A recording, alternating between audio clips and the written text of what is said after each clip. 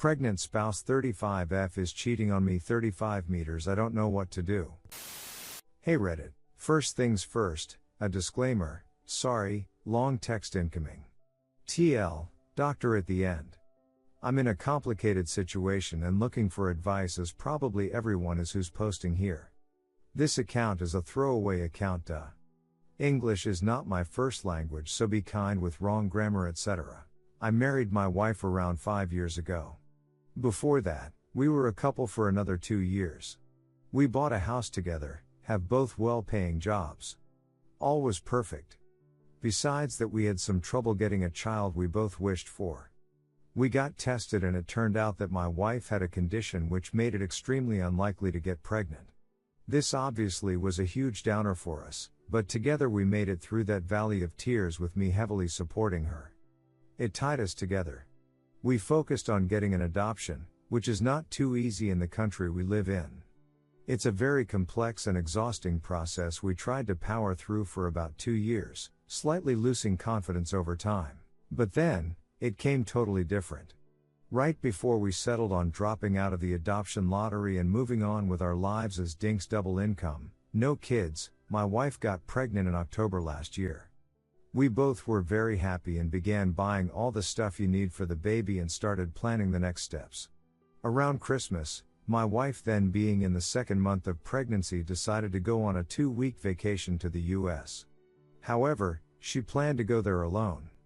She said that she just wants to visit an old friend and his wife, but also prove to herself that she is able to survive on a vacation she's taking all by herself. I know the bespoke friend and his wife and also supported her endeavor, knowing that everything will be different as soon as the baby is born. So this was totally fine with me.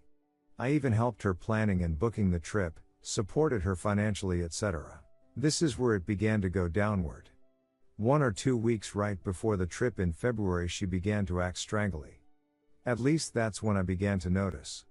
Her phone was always in her hand. She made absolutely sure that no one was ever touching it. She turned off all alerts, sounds and vibration on the phone after I noticed that she is constantly getting emails and texts, which wasn't the case in the past, at least not in this extent, and asked her about it. She reacted defensive and tried to talk it down. I accepted it. As the day came she was leaving, everything felt normal again. I drove her to the airport. We kissed and said our goodbyes, farewells, I already miss yous. We agreed that she will stay in contact with me and take care of herself and the baby belly. During her stay, we Skyped often, texted, etc. She constantly told me that she misses me and looked forward to returning. Days went by and after 2 weeks I picked her up at the airport. We hugged, kissed, and I was glad to see her again. However, I noticed something was off. I couldn't tell what it was, but she behaved differently. The following weeks she became more and more distant. We got into fights about minor things on the level of this cup isn't placed properly on the cupboard and similar trivialities. However, we proceeded to build the baby room, painted the walls, etc. I again noticed that she still never took her eyes off her phone. Since I slowly began to become suspicious, the unexpected vacation, the phone thing, her changed reactions, I tried to sneak looks at her phone content. There were some opportunities where I could look at her messages. This is where my heart broke. I learned that she is constantly texting, timiding and emailing another man for 4 months now. On a daily basis, they send each other nudes, pledge their love and loyalty, and even make plans to meet again and spend their future together. I also got to know that they had time. I was devastated. She, however, acted as nothing was wrong, yet became a bit more distant. Kisses got slightly sloppier, the time got less. She avoids hugging me, etc. My brain started to go to some sort of autopilot.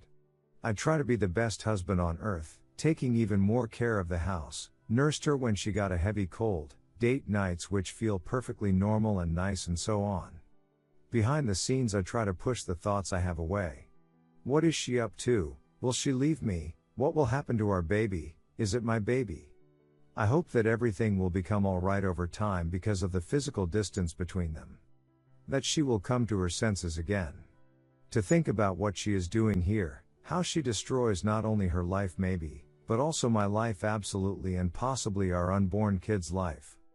1 month now has passed and it doesn't seem like that she will stop with it.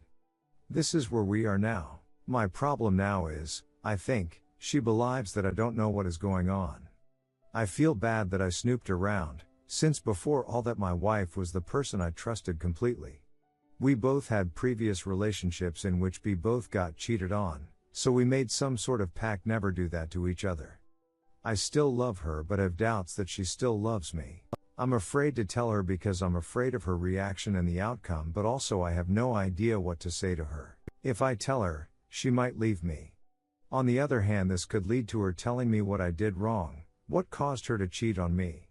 She might run away with the child, however she also might stay and carry on with texting, meeting this guy and having me as her financier. TL, doctor, when Op's wife finally got pregnant she decided to cheat on him. He now has no idea what to do. My questions are, what would you do? Would you tell her? How would you tell her? Should I proceed ignoring this situation hoping it will go away when the baby is born? Am I a moron for still loving her? Thanks for reading. Writing this also was some sort of venting for me since I have no one else to tell. Update 1. Sorry for the wall of text, I'm too dumb to insert blank lines. Update 2. Following up on some of the posts and PMs I've received, but first, thank you all for your warm but also honest words. I cannot be absolutely sure if the kid is mine.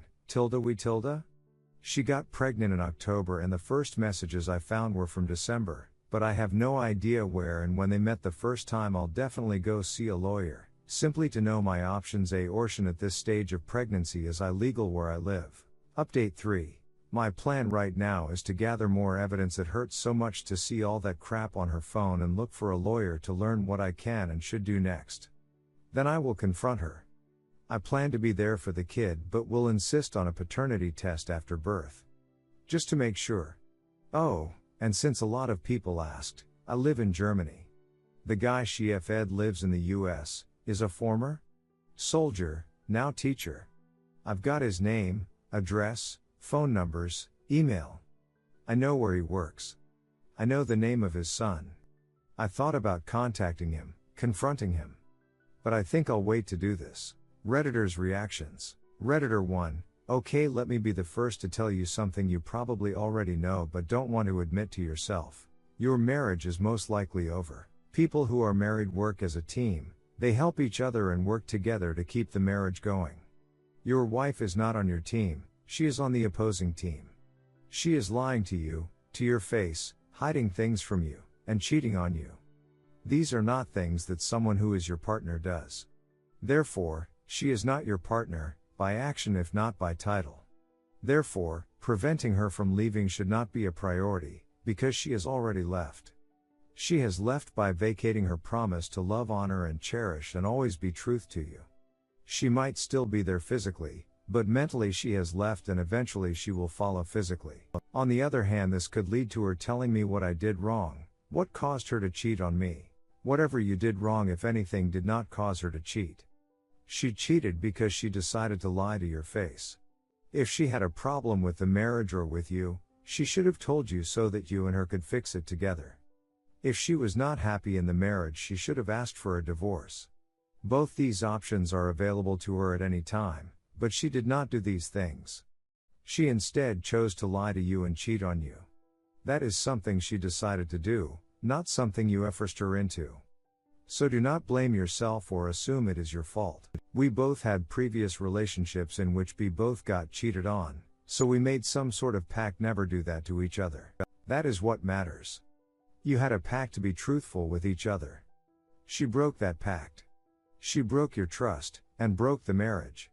Whatever happens is 100% her fault, not yours. Your priority should be to not be the bankroll for her to live comfortably and duck another guy. Focus on getting custody if you want, but not bankrolling a cheater should be your priority. Now I don't know how things work in your country, but if you were in the US I would tell you to contact a lawyer ASAP. Lawyer can tell you exactly what your situation is and what your options are. What if anything you can do to copy evidence off her phone, and how important cheating is or isn't in divorce courts. Here in the US, in some states cheating is grounds for a divorce, In other states it's not, and the cheating partner can still collect money from the honest partner. If you want to try and save your marriage, which I personally don't recommend, then you should first talk to a lawyer anyway and figure out your options. I would suggest, if you can do so legally, your first step, no matter what, should be to collect evidence of the cheating. Take a backup of her text messages, or somehow save proof that she was cheating so you have evidence for court later. What would you do? Would you tell her? How would you tell her? Should I proceed ignoring this situation, hoping it will go away when the baby is born? Am I a moron for still loving her? What I would do is 1. Talk to lawyer. 2. Collect evidence. 3. Decide what I want to have happen. By decide what I want to have happen, I mean decide if I want to try and save the marriage or not. Personally, if I were in your shoes, I would not want to raise a child with someone who thinks it's okay to be dishonest like this. I would encourage her to get an abortion, and then we go our separate ways. At that point she can have all the fun she wants with her other dude and can fulfill her promise to go be with him. You're not a moron for still loving her. It doesn't work that way. You don't instantly stop caring about someone just because they do something bad. No matter what happens, split up or stay together, this is gonna suck for you and involve a lot of heartache. And that's 100% her fault. But I would suggest think with your head here and not with your heart. She didn't love you enough to stay faithful, so you should think logically rather than romantically. Think about whether there actually is any chance at long-term happiness or not, or if every time you see her you're going to remember what she did to you. I'll end with an analogy I like to use. A relationship or marriage is like a house. The foundation is made up of trust, respect, and honesty. That's the solid base on which everything else is built. The framing is a solid friendship that forms the core of the house. And the walls are the love that wraps you together. Once a foundation crumbles, the rest of the house will fall. Maybe not today, maybe not tomorrow, but it will happen because the house no longer has a solid base to stand on. Doesn't matter how much friendship or love you have, if you don't have trust and respect, it's not gonna work out. And that, my friend, is your house. Your foundation has crumbled. Your wife is not upholding your trust, does not have the respect to talk to you about problems, does not have the honesty to tell you what's going on, or at least not lie to your face. Your house is built on a foundation of salt and sand. That's not your fault, but it is reality. I encourage you to accept this reality, figure out what your priorities are and what you want, and then act to support those priorities.